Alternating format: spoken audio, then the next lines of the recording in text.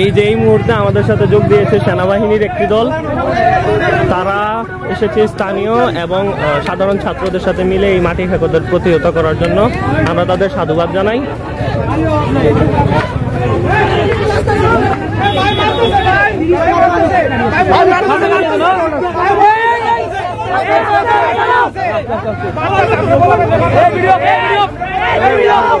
এই মুহূর্তে আরো 3টি গাড়ি ধরা হলো।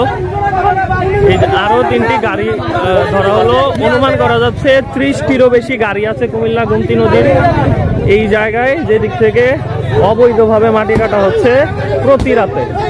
গাড়ি ভাঙিস না।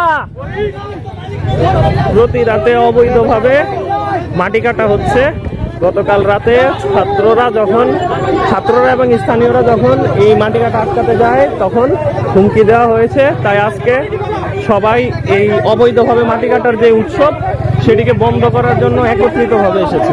স্থানীয়রা এবং ছাত্ররা সবাই এসে এই মাটি কাটার উৎসব প্রতিহত করার চেষ্টা চালাচ্ছে। টোটাল 4টি গাড়ি ধরা হয়েছে। অনুমান করা হচ্ছে যে 30টিরও বেশি গাড়ি আছে।